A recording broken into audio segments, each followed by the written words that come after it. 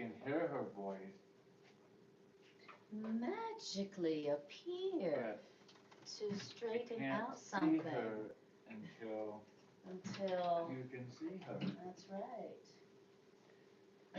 So welcome to another week here on a Sunday evening where it was titled Transforming Relationships through A Course in Miracles, taking the ideas of A Course in Miracles and applying them into our lives and into our relationships. You know, that's what living here on earth is all about. It's a big learning school, and our relationships are both our students and our teachers. We're teaching them what they need to learn, their lessons being repeated over and over, and they're teaching us the lessons that we need to learn over and over and over until we get it. Repetition. Yeah. And I love, as you said earlier, tonight's class, chapter 27. In the blue book, it'll be section 4, did you say? And then the purple annotated edition, it'll be section 5, the quiet answer. One of my favorite sections. Yeah. It's snowing outside, a blizzard. We got a real deal blizzard going on. Yeah. Yes. Behind us. Yes. And so what a great time to quiet our minds when we have a blizzard going on outside of us. Yes. Beautiful. All right. Well, let me get some music going on. Let's see. I think it stopped again. Yeah, I think my Bluetooth must be on. So what I'll do is, instead of going and doing that, I'll just turn off the Bluetooth and we'll play it just on the device. Like I did last today. Same thing. All right. Let's see. Oh, okay. That's good enough. All right. So here we go. The quiet answer. And if you have questions or comments, we welcome your honest questions and your feedback, and we'll be able to see them right here on our monitoring device. All right, the quiet answer. Chapter 27. Right? Yes, 27, 4 or 5. In quietness are all things answered. And that means that in quietness is every problem quietly resolved. Well, that's got to work because that's the one thing I haven't done. It's like in my problem-solving repertoire, there wasn't get quiet. It was always go here, do this, fix that, get them to change, get some guilt, right? The last thing that we think of in terms of resolving our problems is anything related to getting quiet. And so if you haven't tried it yet, then there's still hope that something could work to quietly resolve your problems. In conflict, there can be no answer and no resolution, because conflict's purpose is to make no resolution possible, which means conflict's purpose is to ensure that no answer will be plain, no answer will be obvious. So what is conflict? It's not an accident. It's not something that's happening accidentally. The purpose of conflict is to ensure that no answer will be obvious. So conflict has a purpose. Conflict is not an accident. Conflict has a purpose. And that's why in conflict, no answer can be found, because conflict is the answer that you sought. When you're in conflict because you want that. And that's why when you're in conflict, no answer can be found. In other words, a problem set in conflict has no answer. Why?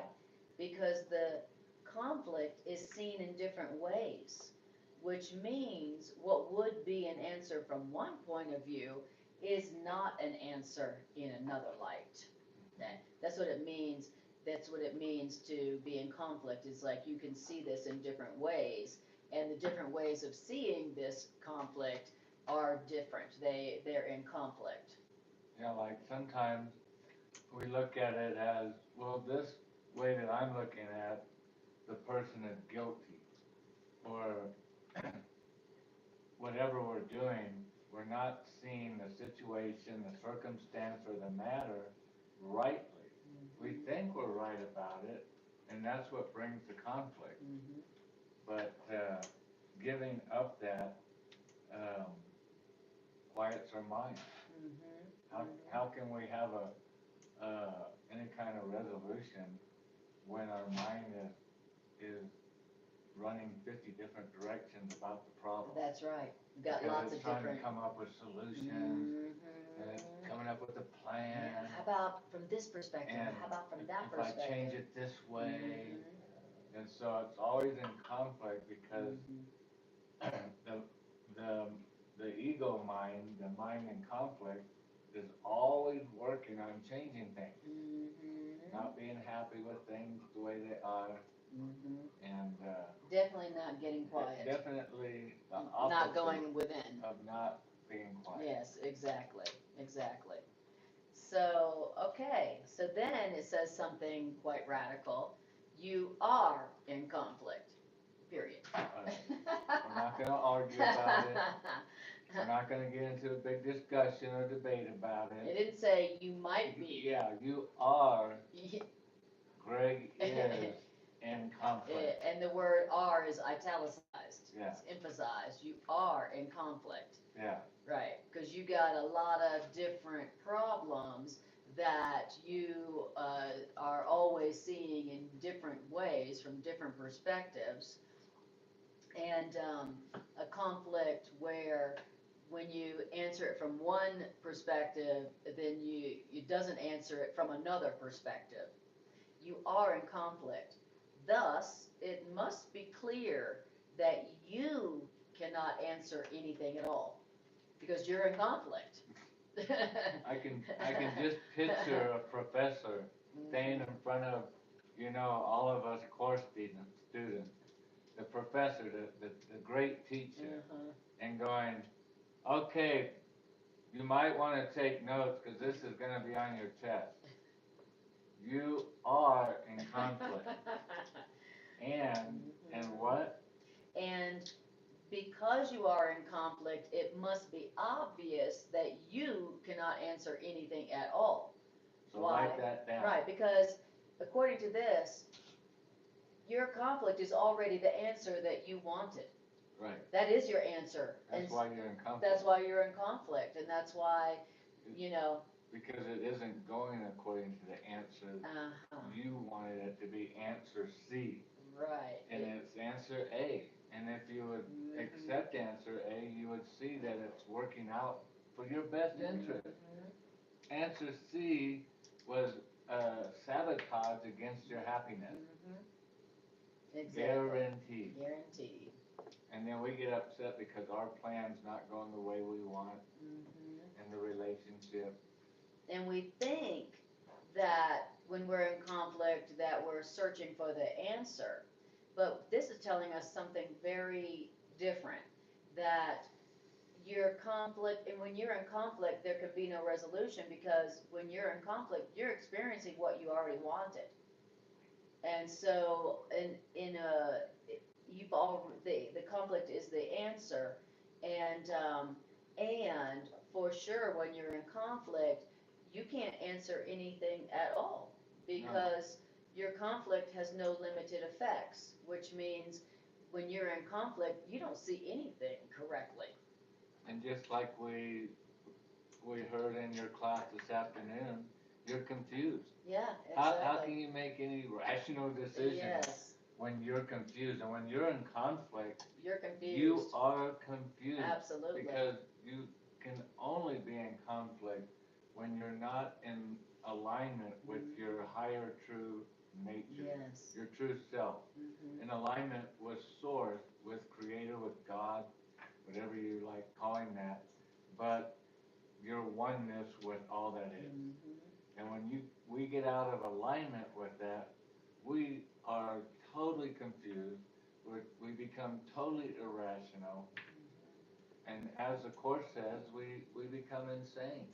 Exactly, and there is no conflict or confusion in truth or in reality. So if you're in conflict, then you're confused and you don't have access. You don't have knowledge in your awareness. You don't know the truth, and so you can't answer anything at all when you're in conflict. Right. But if God gave an answer to your conflict, then there must underline must be a way in which your problems are resolved. Why? Because what God wills already has already been done. So even though you can't answer anything at all because you are in conflict, so you can't know anything, God has given you an answer, a resolution to your problem. And if God has given an answer to your conflict, then there has to be a way in which this problem can be resolved.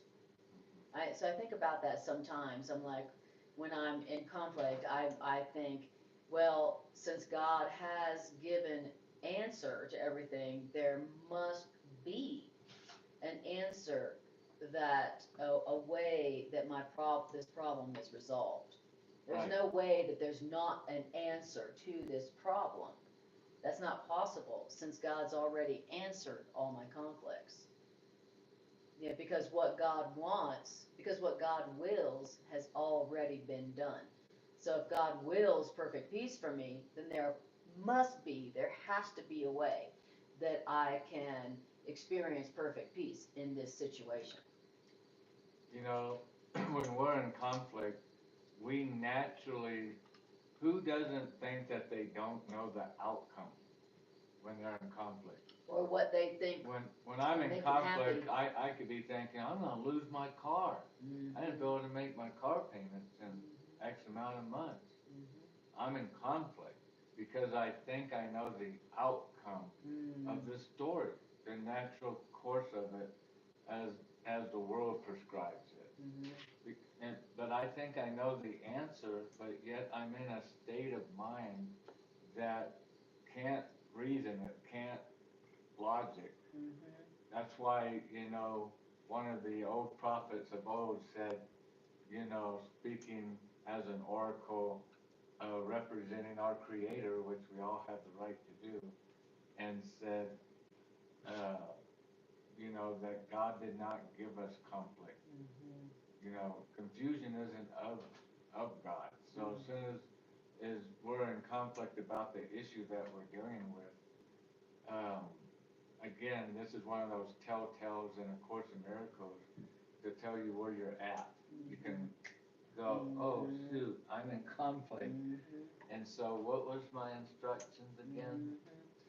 Yeah, to remember, to remember, that's not an earthquake. That was spirit. That was our little horse dog. That's our little pony the dog. size of a horse. Our little pony dog. That what we're supposed to remember is, number one, I'm in conflict. Okay, the obvious. And number two, I can't come up with the answer. I can't come up with the resolution to this problem myself right now because I'm in conflict, which is what I wanted. But since God wills perfect peace for me, and God has given that's God's plan for me, there must be a way that I can experience the resolution of this conflict right now. Right. It's just logic. And so you're being asked to remember God's loving logic, the truth as God established it. But first, that does require us recognizing the obvious. I'm in conflict. We don't like to do that. We don't stop and go, I'm in conflict, or I'm afraid. We don't even we're not aware of our own thoughts. We're not thinking I'm in conflict. We're thinking, If they were different, and if this were different, I'd be happy. This And- is, yeah. this is so funny. Last night, Anna and I stopped at a gas station, and a gentleman came over to me as I started pumping my gas, Let's figure it out. and he says, "I'm really embarrassed to ask you this, but I gotta get up to this Fort Collins, which I knew was a pretty far drive, and it's a college town. They look like college age a guy and a gal sitting in the vehicle. The vehicle looked like something that teenagers, young people would drive, paint chipping coming off the car.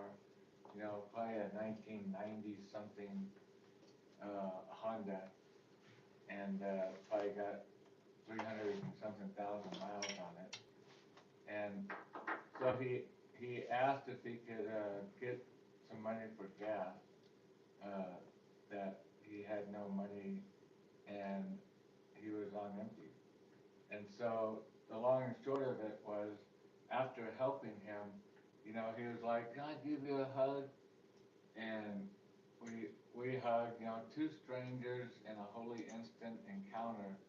But what came through me to say to that young man last night was, "You're the one that did the right thing.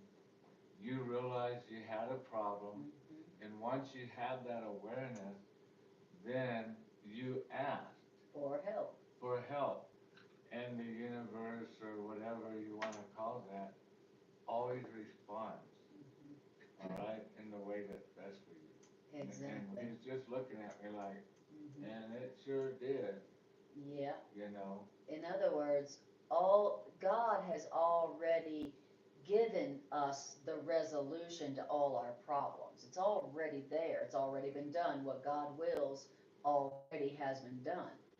And what's God's will for us? According to the Course of Miracles, God's will for us is only happiness. It's only peace.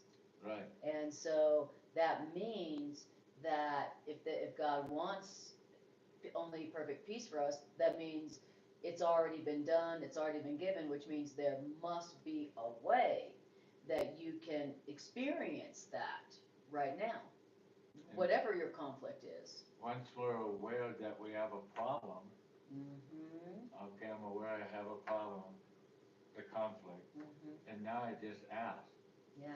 because the answer is, it will be so refreshing when I learn that, oh, thank God, the answer wasn't what my answer was. Thank God, because your answer got you in the conflict to begin with. Yeah, my That answer, conflict came from your answers to yourself. yeah, my answer is what's upsetting me. Yeah, right, exactly. And so then it says in paragraph 2, so since what God wills for us already has been done, thank you God, thus it must be that time is not involved in you receiving the resolution to that conflict that God has already willed for you. Thus it must be that time is not involved in you experiencing the resolution of your conflict that's already been given you. It's already been done. Okay, that means, what does that mean? That means every problem can be answered now. That's what that means. What a encouraging and empowering idea. Yeah, that we don't have to wait. You don't have to wait. Like we have to do in everything in this world Yeah. that we created. All my answers. Is we wait. All my answers involve waiting. Yeah. All my answers involve something in the future. Yeah, we'll see how this works out. Right.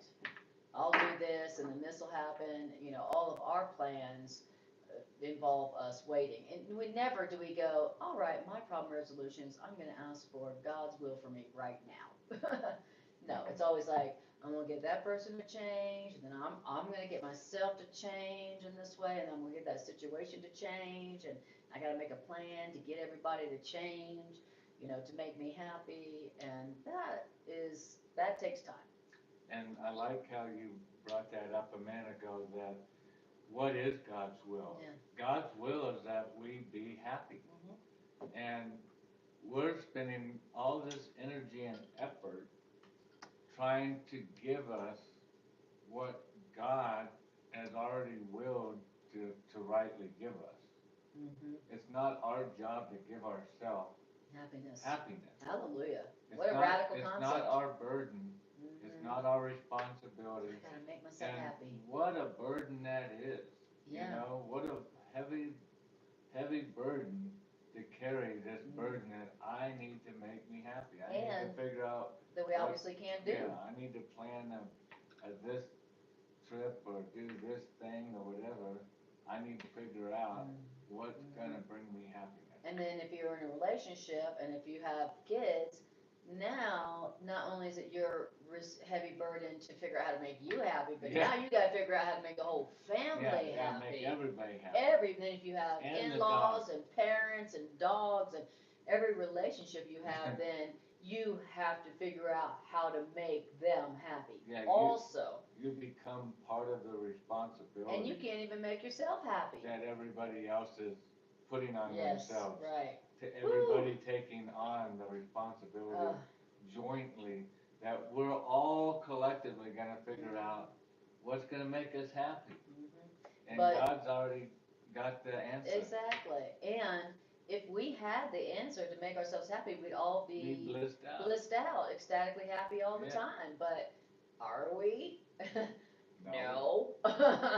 We're if this were different, I'd be happy. If you were different, I'd be happy. I'll be happy when. And then Yeah. when comes, and are you happy? No. No, you have just another list. Another thing that needs to change Yeah. for you to be happy in the future. Yeah. Yeah, our problem solving approach is like just a total losing plan. No, it does not work at all. It says, so thus it must be that time is not involved in receiving God's resolution to your problem. That means that every problem can be answered now. Yet it must also be that in your state of mind, solution is impossible. Right, in your state of mind, you can't experience solution because you're in conflict and you're in conflict because that was your choice. And let's keep remembering what the author of the course is always talking about, in your state of mind. Because that's where the problem is. Yeah, that's right. The problem is always in our state of mind. Yeah. That's why I'm in conflict. Yeah, My body's not in conflict. Mhm. My leg's not in conflict. My hand's not in conflict. My hair's not in conflict. My mind is in conflict. That's right. And when you can have your mind renewed, changed, switched over because you gave up, you're trying to figure out everything when you're the problem to begin with. Your state of Because mind. of your state of mind. Yeah, exactly. It didn't say, yet it must also be that in your relationship, solution is impossible. It didn't say that. With you working that many hours. Exactly. Or whatever. Or in your physical condition, Yeah. it didn't say anything. It said in your state of mind, solution is impossible. Therefore, God must have given you a way of reaching to another state of mind. Look, what's the other state of mind? You know, the state of mind in which the answer is already there. Right. Oh, there's God's answer. There's a state of mind that I could reach where the answer is already there. Waiting. Waiting? Oh, wow. Okay, so the problem is in my state of mind. So God has to have given me a way to reach another state of mind where the answer is already there waiting for us. Wow, that's awesome. It's funny, you know, because right there demonstrates that God already knows what we need before we ask. Yeah, peace. Because the answer's already there. God knows the answer is our joy, what leads to our joy, peace, and happiness. Yes. That's always what the answer is. The answer isn't you're going to be thrown into a pit of torment or den of lions for a while, you know, just to test you. The answer is going to be that the direction always that leads you to fulfilling the function that God gave us, which, as you were reminding us, and fits so perfectly, is our happiness. And we sit there and go, that can't be the plan. My happiness isn't that important. Well, it must be because it's that important to our Maker. Yes. Because that's what our Maker made us for, to be joyous and happy. Why? Because our Maker wants to be in a relationship with us, and nobody wants to be in a relationship with somebody miserable person that's miserable. Who's always in conflict. Complaining, always asking for stuff. Always in something's conflict. always broke, something's always not right, something always needs to be fixed. Nothing's ever good enough.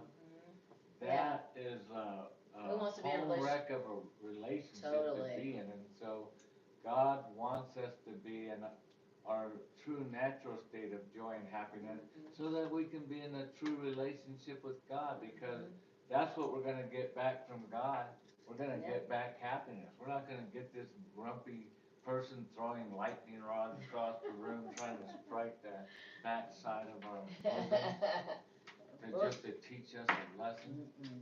It's to spare not the rod on us. I mean, God wants to hang around God's own likeness, which is happiness and joy and peace and harmony. And abundance. Yeah. And so we are the ones that need to get in alignment with that. Exactly. Until then, we're going to be just like the children of Israel wandering around the desert for however many years, or you could say, periods of time, being confused. Why? Because we think we know.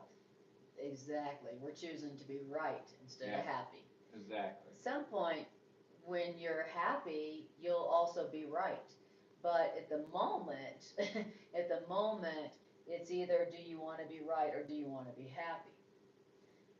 And according to the Course in Miracles, if you're not happy, you're not right, meaning you're not seeing things correctly. You're not seeing things as they are. And at some point, we'll be so happy. We'll be like, thank God I'm not seeing this correctly.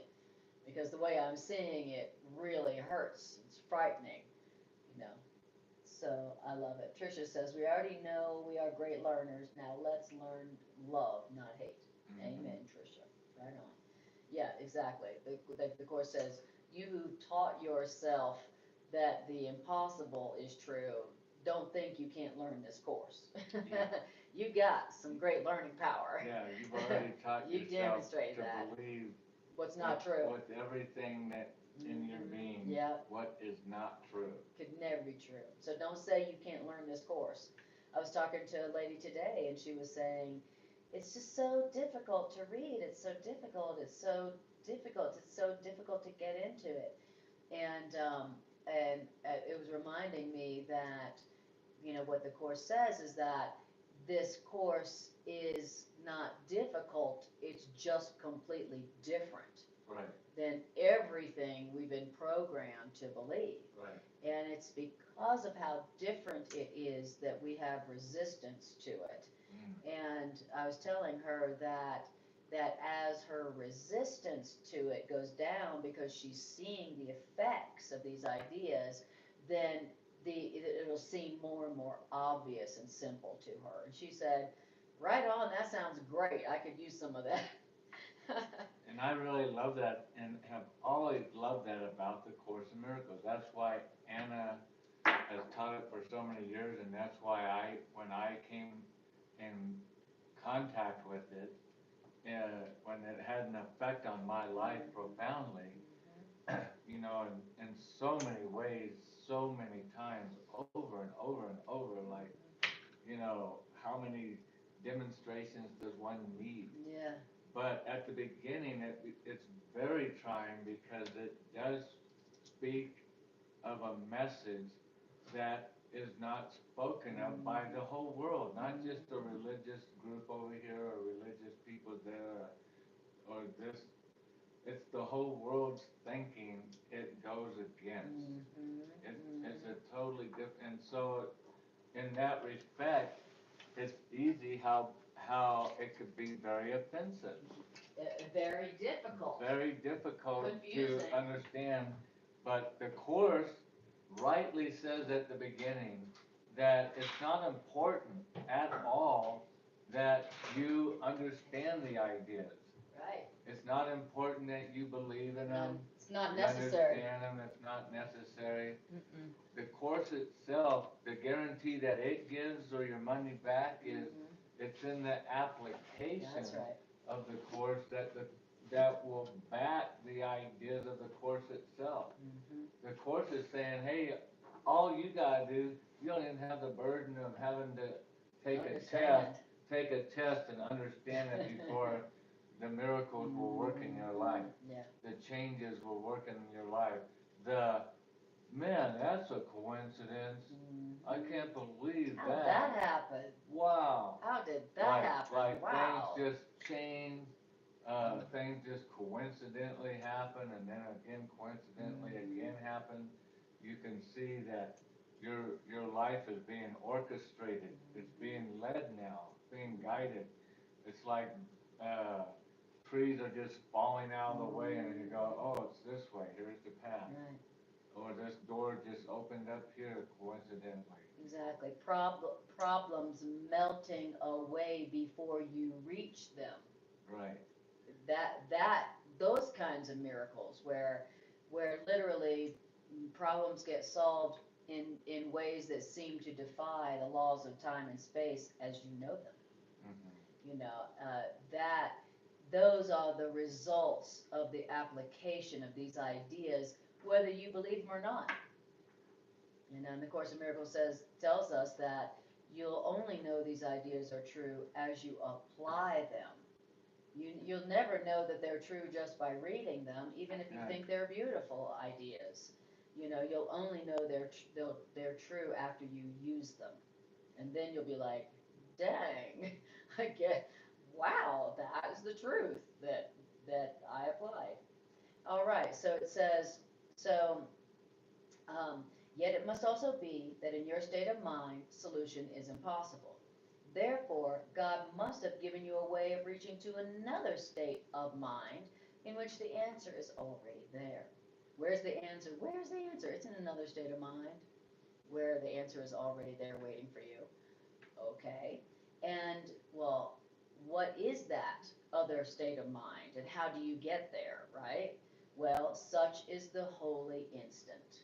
And I love that sentence there because throughout the Course, how many times do we hear the phrase, the holy instant? A lot. And here we're getting a direct definition of what the holy instant is. It's when we turn from our confused state of mind to God.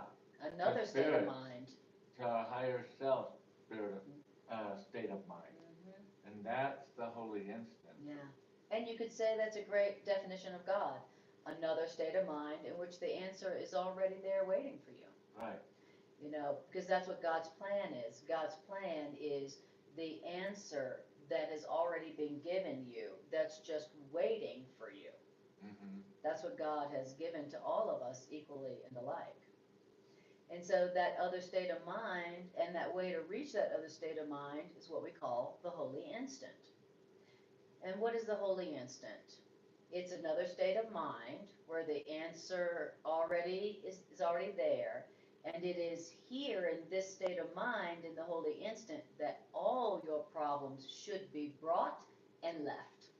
Right. So I'm supposed to bring all my problems to another state of mind called the holy instant and then leave my problems there. Don't bring them back. So here we're getting application. Yeah. Here's our application to do what?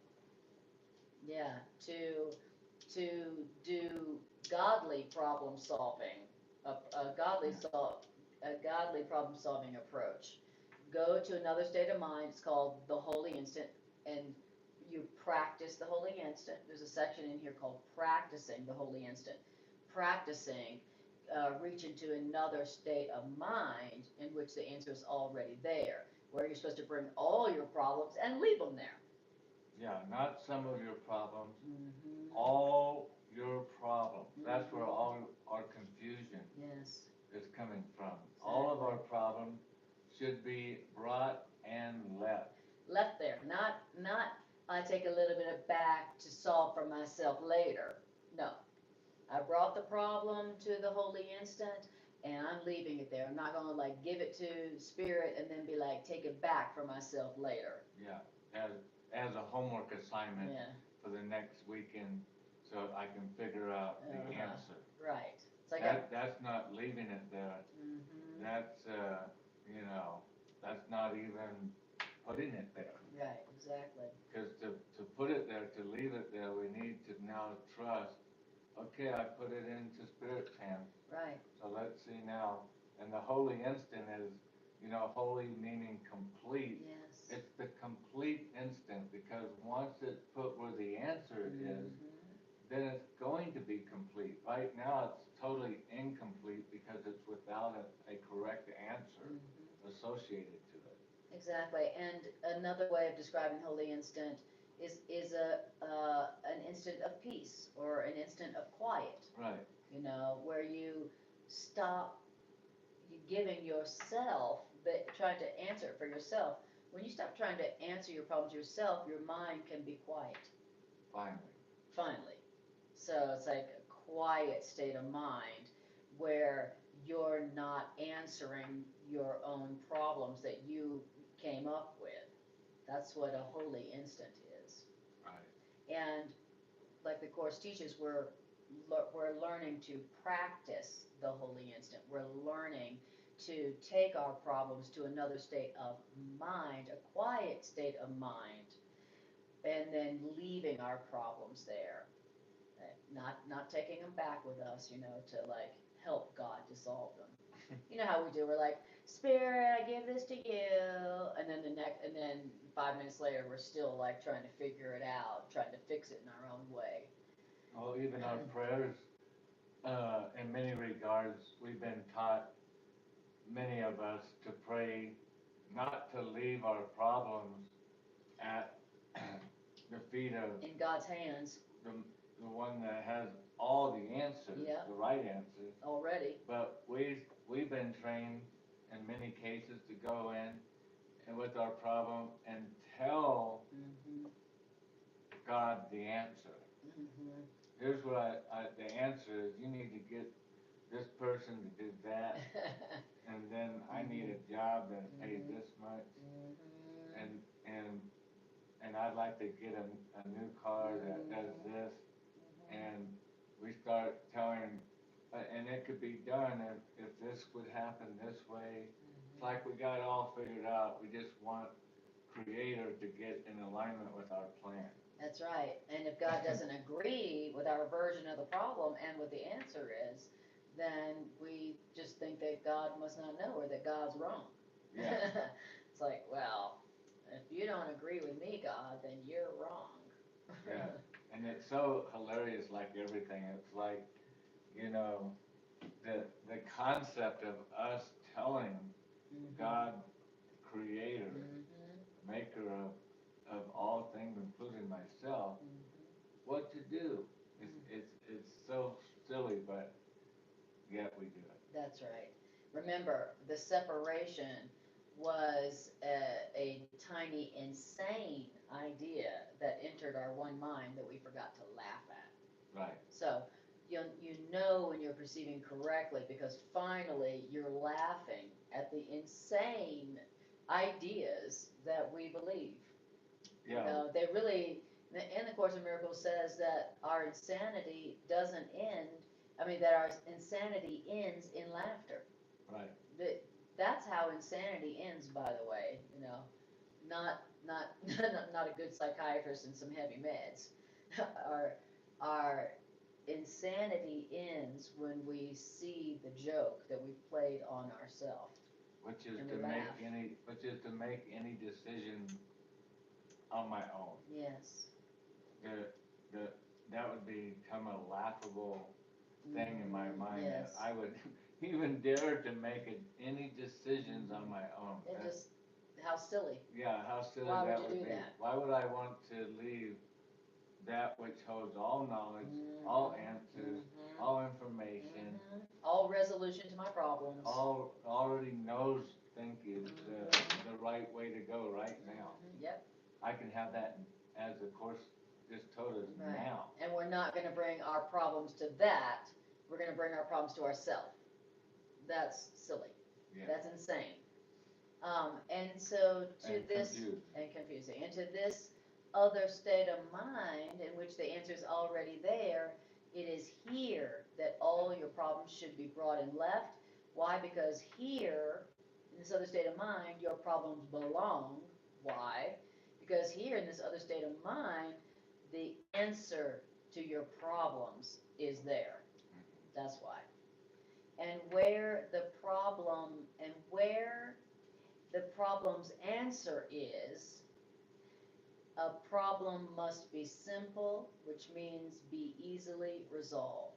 So how is it that this problem's resolution is easy and simple? When you bring the problem to where the answer is already, then the resolution of the problem is going to be simple and easily resolved. Right. So if my problem still seems complex and difficult, it only means that I haven't brought the problem to where the answer is already. It can't be that, well, this problem's difficult, or God can't handle this problem, or this problem is bigger and more difficult to solve than all the others. That can't be that. It can't be that there's some problems that are more difficult for love to solve. That can't be. Or love is limited. So it must be pointless to attempt to solve a problem where the answer cannot be. But that's been our problem-solving approach. Let me bring my problem to where the answer could never be, and then hope to get the resolution. Which is my own separated from Creator, my own, I'll figure it out myself. Yes. I'm separated. I'm my own individual. I'm pretty smart. Yeah. I can be the judge of what's going on in creation. I can solve my problems. I can solve the problem, and even though I made them. If we knew the truth, there is no problem. Right. The problem is in us thinking there is a problem, and that we want a problem. And that's where the answer is always so brilliant. When the true answer comes in, you will fully recognize the foolishness of the thought that there was a problem. There wasn't a problem. There was only a solution to potential problems that could be coming up, already being resolved before they could even be a problem. Just resolved, everything's always being resolved, being taken care of, being manifested the way it's supposed to. And then we come up with, there's a problem. And it's so nice to know that we can take it, leave it, and then rest. To leave it for me means to rest in somehow. I don't need to understand how it works. I don't need to even believe it could be possible. But I'm going to apply the applications. I'm going to leave it there. I'm not going to sit here and let my mind torture me, torment me about it. Because I'm going to, every time it comes up, I'm going to say, but I left it. That's all right. I left it in God's hands. In God's hands. Which is that other state of mind. Yeah, the right knowing state of mind that knows, that really knows what's going on. Yeah, it knows what the problem is and has already answered it. Right. It's so amazing to think there is another state of mind that we can access, where where all of our problems have already been resolved, and the answers are just waiting for us. That's such an amazing thought. It's so incredible. Now that makes me think of that workbook lesson, there is nothing to fear.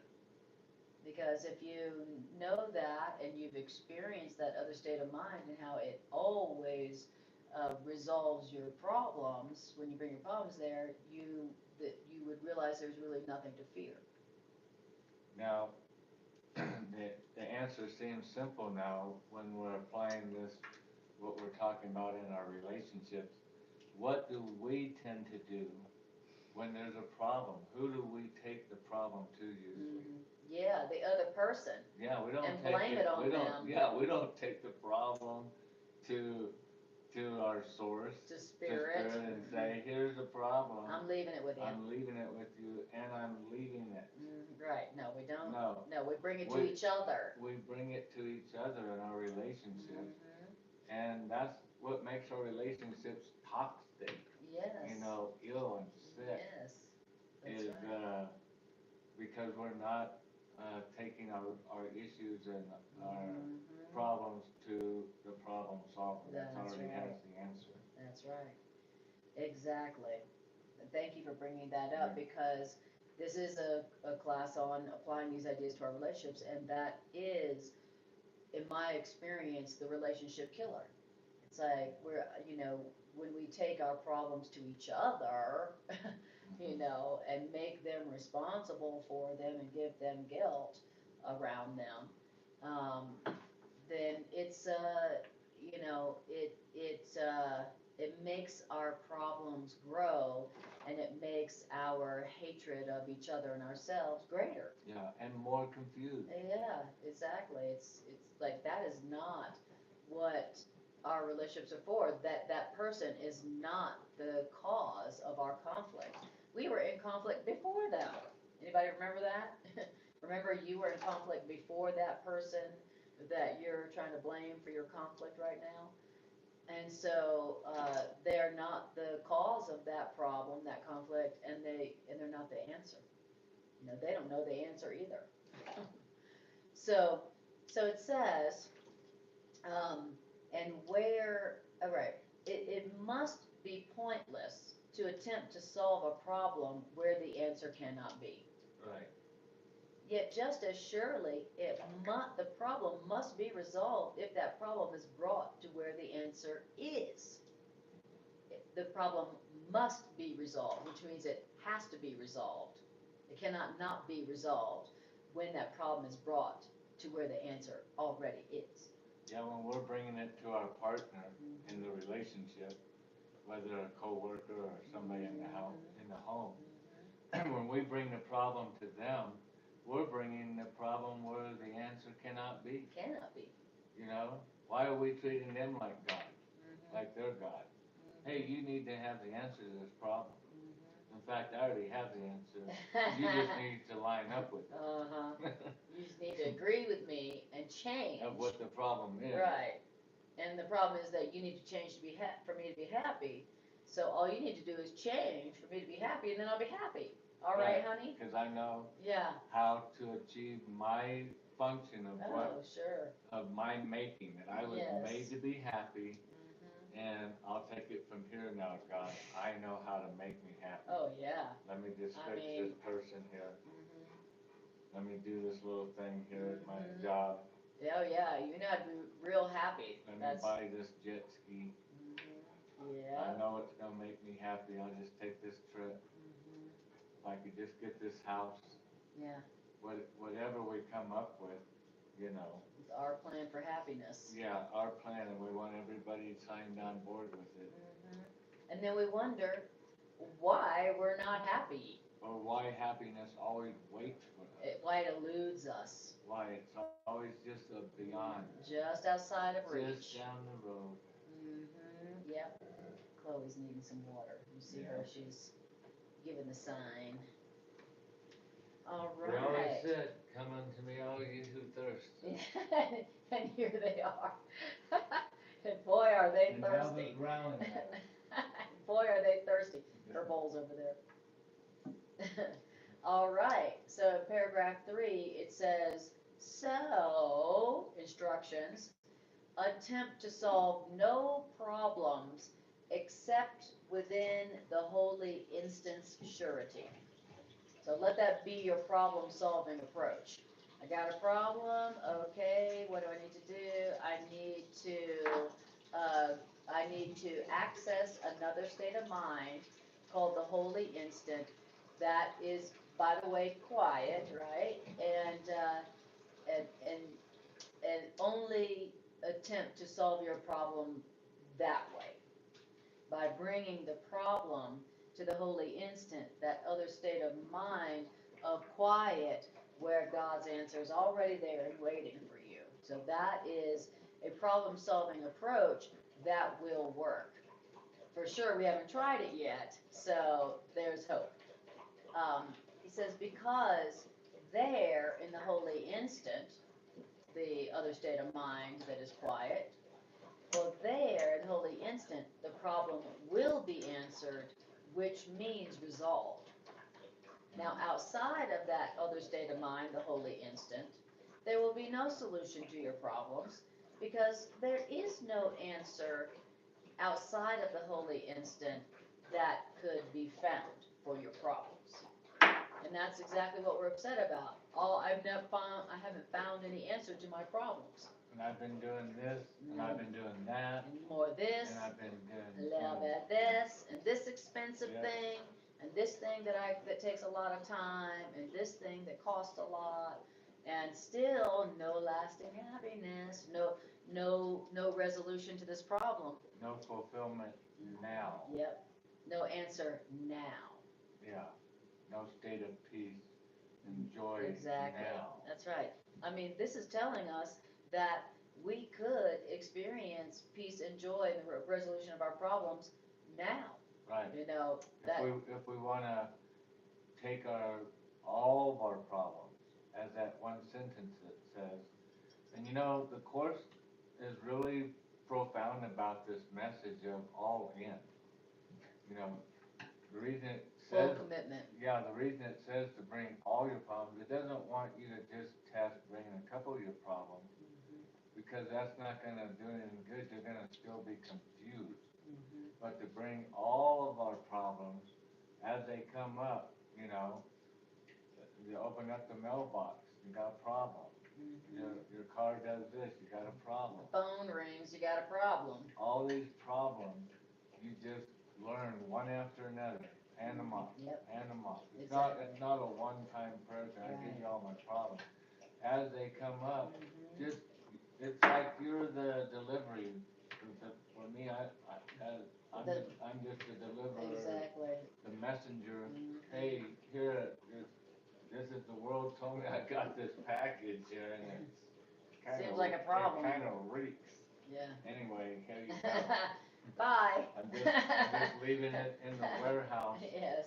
of Answers. Of answers, and knowing that the answer will come forth. Exactly. And you'll recognize it because You'll have peace. you'll have peace. And whenever I get that new answer to my old problem, I'm always in a new state of mind, and I'm in a state of gratitude. Yeah. Because now I'm like, oh, that's great. Like, I'm glad it's going that way. I see. Thank you. Thank you, maker of means that knows how to make me more joyful and happy. Your plan is much, much better than Much mine. better. Much better than mine.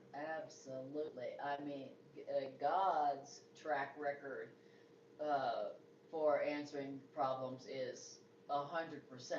Yeah, and spot on. Yeah, and spot on every time. Yeah. The only problems that don't get resolved are the problems you don't take to the holy instant. Yeah, the ones that we keep. The ones you keep for yourself They are the don't- only they ones don't- you keep. They don't get resolved, so you get to keep them. Yeah. All right. And even when one form of that problem ends, then another form of that problem comes up. You know, the form of the problem may change forms, but you'll still have the problem because you didn't bring it to the place where the answer must be. All right. It says. Trish says, so you're saying I don't have to go running around with my hair on fire to realize it was just a thought and hand it over? Yeah, that's all you had to do. That's right. That's right. It says, and that's what it feels like, is we're running around with our hair on fire, you know, because it's like, you know. Emergency, what do I have a problem. What do I do about this? I have a problem. What do I do about this? Who's to blame? As soon as you ask yourself that, what do I do about this? What do I do about As this? a course student, and we're bragging that we're woke or we're trying to awake. Well, the awake and the awoke are aware. What do I do? Oh yeah. Oh yeah. I remember what the Gotta bring it to that other state of mind where the answer already is waiting, and then leave it there. Because the answer that's already is waiting there knows really what's going on in the situation, as I don't see it. Here's a very interesting statement. Nowhere outside, or nowhere outside of the holy instant, nowhere outside the holy instant is a single simple question ever asked. Okay, so let's read Robert Perry's note on this. This means that nowhere outside the holy instant is a single simple question ever asked. A, quote, simple question is purely a question, quote, it asks for something that you don't know. This is in contrast to a double question, which includes the answer in the question.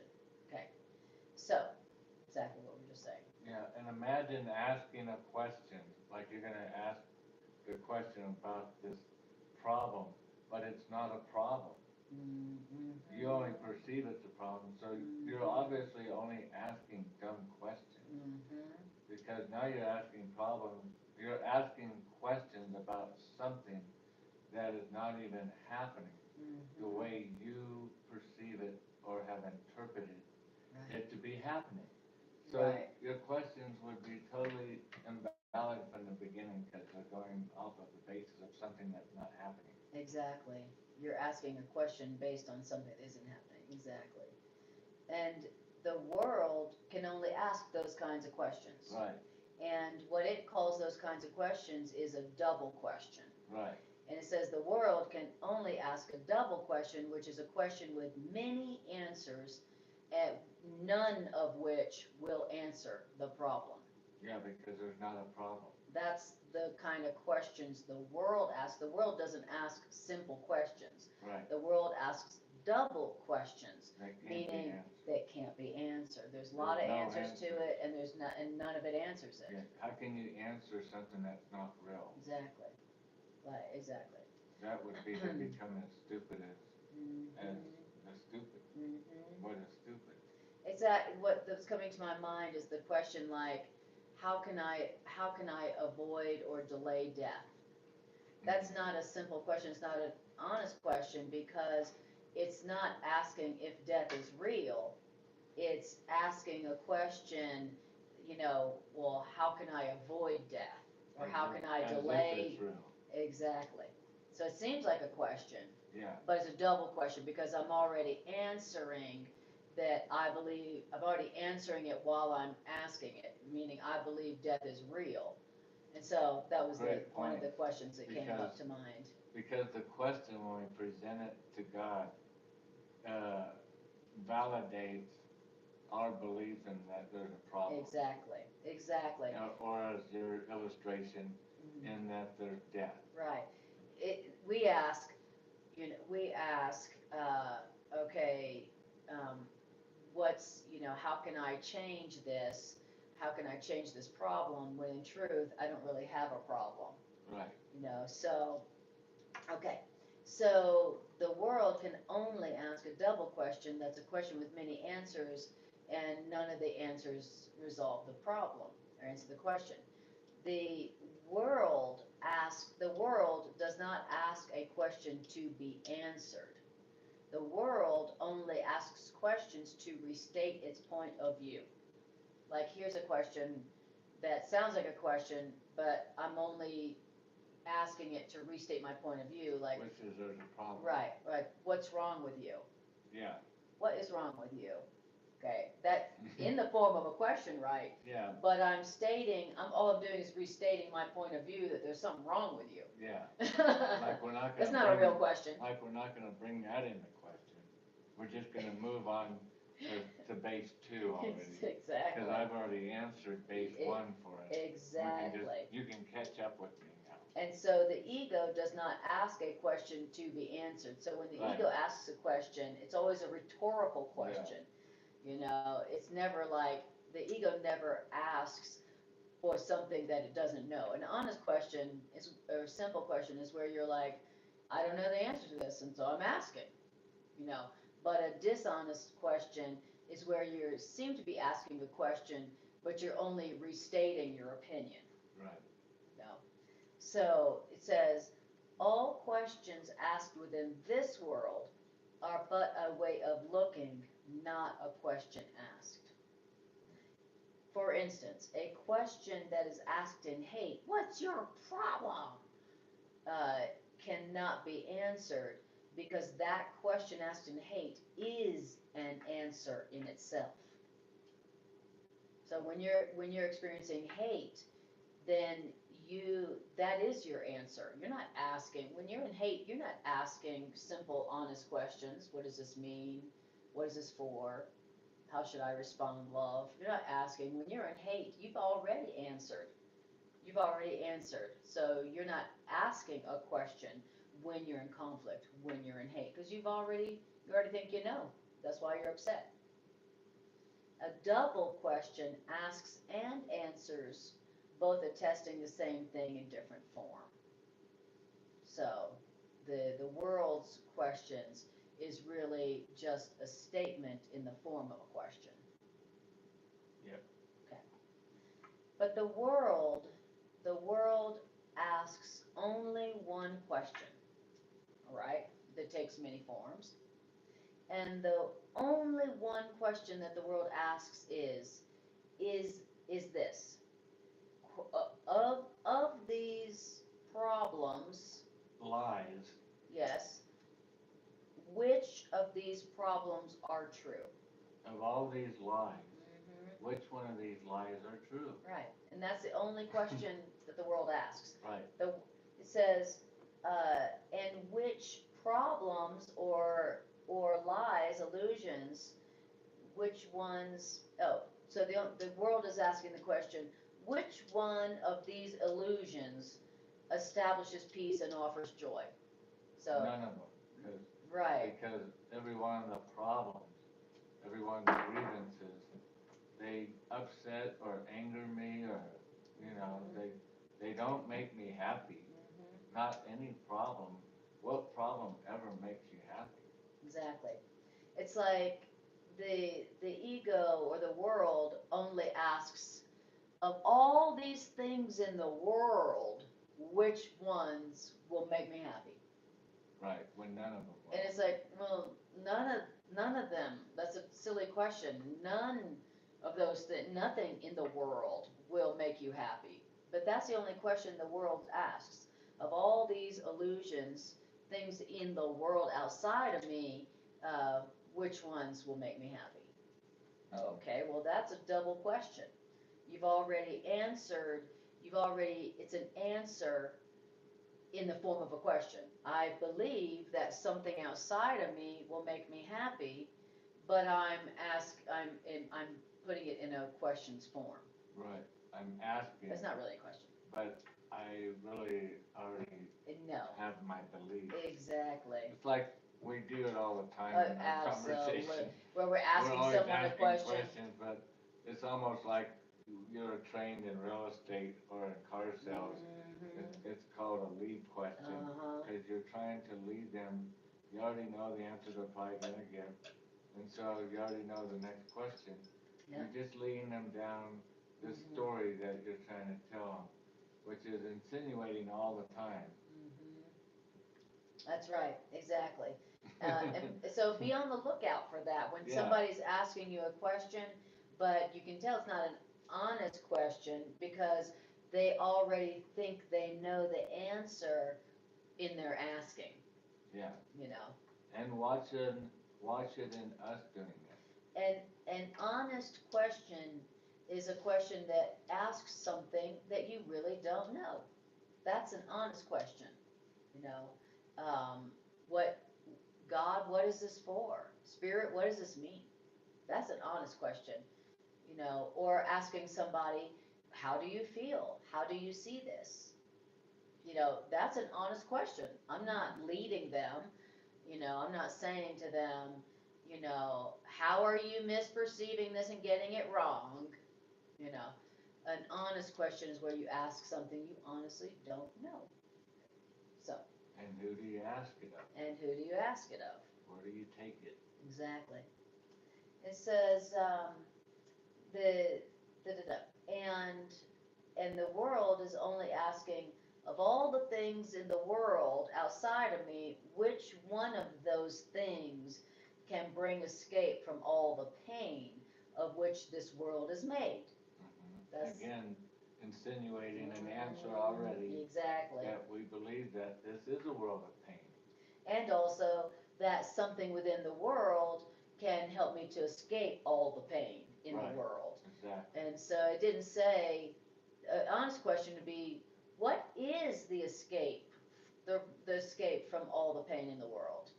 Okay, that would be an honest, simple question. But the ego asks, of all the things in the world outside of myself, which one of them will bring escape from all the pain in the world? And whatever form the world's questions take, the world's questions' purpose is the same. The world asks only to establish guilt and sin is real, and then answers in the form of preference. Which guilt, which sin do you prefer? Well, that's the form of sin and guilt that you should choose. And the other forms of sin and guilt, well, they're not true. The only question the world asks is, what can the body get that you want most of all? That's, in other words, that's the one question that the world is asking in all its many different forms. What can the body get you? What can the body get me that I would want most of all? That's the only question the world ever asks, but it asks it in lots of different ways, but it's really just a restatement of an opinion that's wrong in the form of a question. And in this question, which of these sins do you prefer? Mm-hmm. It's not a sin that, like, for us to live in the mountains and to be in nature. It's a sin every time we think that something outside of us is what's going to fulfill, bringing us our joy, our peace, our happiness, our completeness, our joy, and that's the sin of a false belief. That's what a sin is. It's accepting a lie. Exactly. That something outside of me is going to fulfill me. And so, which of these do you prefer? Yeah. Well, when you give them up and say, you know what, I just prefer what you would have for me, Lord. Your will for me. You know all the answers. Why would I try to figure it out? You know what makes me happy because you're the one who created me happy. Yeah, I just want to do your will, and we think that means to get in a trailer and go off to another country somewhere, you know, and live in the deep jungles, you know, trying to learn some native language. With big spiders. And help people build some straw huts. And which would be great if that's what God, if that's what God has right. for you to do. But God's will for you is some form of happiness for you, whatever that is. Right. And so if that's what would bring you peace, joy, and happiness, then that would be God's, most likely God's plan for you. Yeah. But exactly. Yeah. So, but you know, as long as we're asking the fake questions of all the things the body can get, which one of the physical things my body could get would make me most happy. As long as you're asking those fake questions, then you're never going to escape from the pain that the world is made of. Right. The world is made of pain. Or you could say disappointment. Yes, that's what that exactly. Upset, disappointment. Yeah. I thought when I got this relationship I'd be happy. Yep. And I got alimony to pay. Yeah, and big old grievances. Yeah, I thought when I got this house that, you know, I'd be happy. And and then a hurricane hit. Exactly. Spirit thought she'd be happy jumping off the couch. Landing in the, until the poker came flying out. But anyway, yeah, we just, it's so difficult, so seemingly difficult, but the challenge is to be constantly coming, when we're tempted to anything outside of us, that this is gonna be it, if I can just get to there. That's that dog track where they have the rabbit running out there, and all of us dogs are not gonna catch it, we're just chasing after it. Exactly. And it's on this electric pole, it's not even real, and we're just running our little tails off, trying to get to that outside of us, when we can have it right now. That's right. We don't believe that, and naturally we don't, because we've been raised up to believe everything is out there in the future. You have to work for it, you have to gain for it, you have to make effort for it. So this whole concept of Creator saying, you don't have to do any of that, but lay all the burdens down at Creator's feet of having to figure out your best plan. That's what following God is all about, is laying down my ideas of my best plan for myself. I don't have any agenda now, I don't have no plan.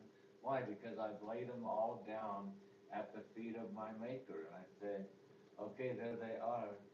And now I truly am following. That when I'm doing nothing but giving up. I'm just wiping my hands of all, I gotta do this, I gotta get this relationship, I gotta get this kind of job, and I gotta. When our Maker is like, oh, you have no idea how short you're selling yourself and how miserable you're gonna be. Exactly. So true. And so that's all that the world and our ego is ever asking. Of all the things that my body could get for me, which one would make me happy? And I see what it's saying about when this is your plan for happiness, of all the things that my body can get me, which one would make me happy? And then whichever one I think will make me happy, that'll be my preference. But it's saying that in this process of believing that something outside of you that the body could get could make you happy, it's going to establish guilt and sin as real in your mind. Because every time you seek for happiness outside of you and something the body can get, you're going to be disappointed. You're going to be upset because what you put your faith in for happiness was betrayed. And if you put your happiness in getting someone's body to change or getting something of a body, you're always going to be disappointed. You're always going to be angry. And spiritually speaking, it's embarrassing because I thought I was right. Oh, yeah. And now it's been validated that what I thought for sure, if I got this to happen, I'd be happy. And then it happened. And now I'm living in total regret of it. I'm enslaved to it. I'm in bondage to it. So I was wrong. I was wrong. And who likes that? It's embarrassing. That's where the guilt comes in. Exactly. Is when you come around somebody and everybody knows you were wrong. It was your plan, Greg, that you came up with. You didn't want to go with God's plan. You thought for sure you knew your path to happiness.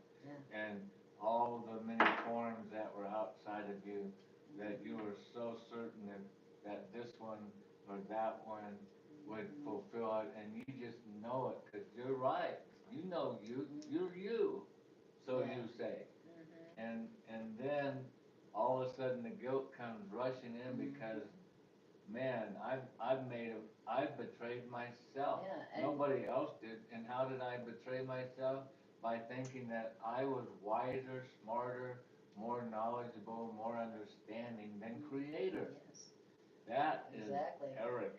And so not only are you going to feel guilty, sin, Arrogant. you're also going to be angry with other people claiming that they betrayed you or disappointed you. And that's what sin and guilt is. You broke my rules for happiness, you know. It And would have went right if if you it guys would wasn't- have all just. Exactly. And so as you give people guilt, yeah, you're establishing sin as real. Yeah. You're saying you disappointing me and betraying me is a sin.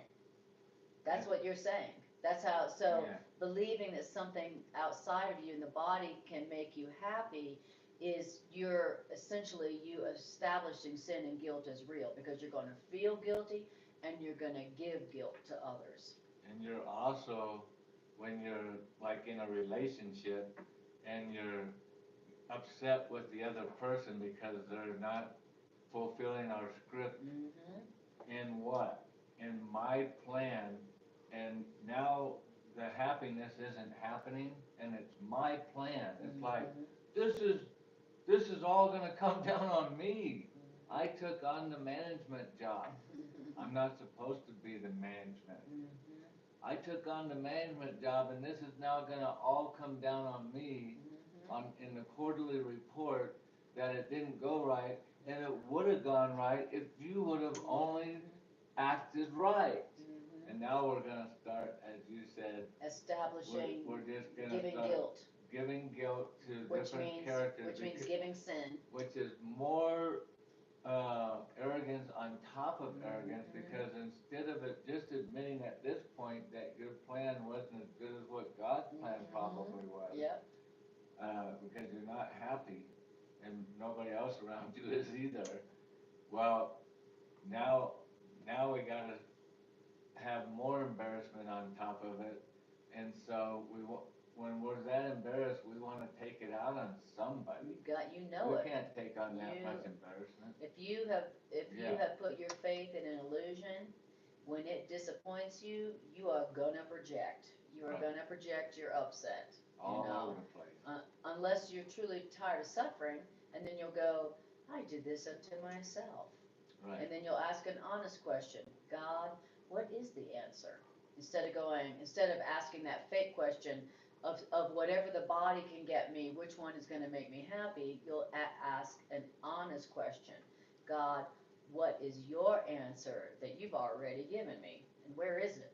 You know, and it says, so the one question that the ego in the world asks is, what can the body get that you would want most of all? The body is your servant and your friend.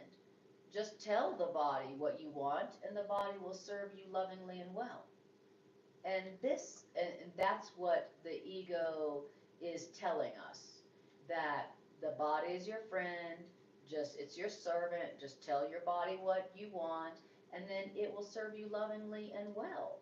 He says, but that's not a question, because that is telling you what you want and where to go to ask for it.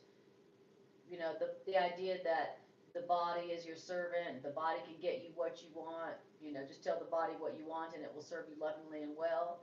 It says that statement, that belief, it's not a question, leaves no room to question the ego's beliefs, except that it takes questions form. You know, what can the body get that you would want most of all takes the form of a question, but it's really a statement that the body can get you what you want, and that your body is your friend and it's your servant. Just tell it what you want and it'll go do it for you. And you'll be happy. And you'll be happy. Right. So that's not really a question, it's a statement of an illusion of a lie that just happens to take a question's form. Yeah. All right. So it's 8:29. I'm gonna stop here. Yeah, we probably better. Okay. All right. That's a good stopping It point, is. and a good, you know, if we can just digest this you know, what we've read Yeah, in these 4 paragraphs Yeah. of whenever I have a problem come up, who should I take it to? yes, It's like the Ghostbusters. Who do you call? that's right. Don't call your partner that you're having a problem with. Don't call your boss. Call up the one who knows, the one that Yes. has the answer already there. Waiting. Why go look for the answer where the answer isn't at? Exactly. You know, that for one is putting too much burden on the other person. Too much burden. Yeah, it's not their job to come up with, that's not where the answer is. That's right. They're not the ones who gave you that feeling of deprivation. Yeah, that feeling of, whatever that feeling is, that's not, you know, bringing you peace. That feeling is, something that was contrived out of my own mind, and now I need a mind healing. Yeah. And I'm gonna get that when I take it to the mind healer. Yes. And when we go to that other state of mind where the answer already is waiting for us, that the Course calls the holy instant, that is accessed through the quiet mind. Right. Or a quietness, the quiet answer. All things are answered in quiet. And I'd like to say on that note, you know, I've had plenty, and I'm gonna say, far more times when I've had my quiet times, where, and I could be in a quiet time for 30, 45 minutes, and not one single, even close to any kind of answer comes. But that's not, the important thing for me. It's, I can't explain it other than because it's happened so many times. It's almost like God doesn't let me down. Spirit doesn't let me down. My right, higher mind does not let me down. And just the fact that I've gone through the ritual, the process of the willingness to give it over to Spirit, it might be a day or two, and all of a sudden it's like, Pops in. Answer. bam, Problem solved. problem solved. So, Or all the things that I wanted to do on a relationship, how I was gonna have to do this and do that, and how I didn't want to have these conversations, and then all of a sudden, because I let go of it and I decided I wasn't gonna be the planner, the master planner, bam, without me doing anything or even having a conversation, right. problem solved. Exactly. And it's like, you know, why didn't I do that sooner or earlier? We can have it now. That's exactly right. How about now? All right, you guys, thanks for joining us. And if you would like to support our Miracles Ministry or support and strengthen these ideas going out into the world, then you can do that by liking, sharing, and subscribing to this channel and sharing the video. And we so appreciate that you've used your very precious time to join in this healing circle to strengthen these ideas for yourself and all the world. Thank you. Thank you, guys. Thanks All right, for you joining. guys. Yeah. Really appreciate it.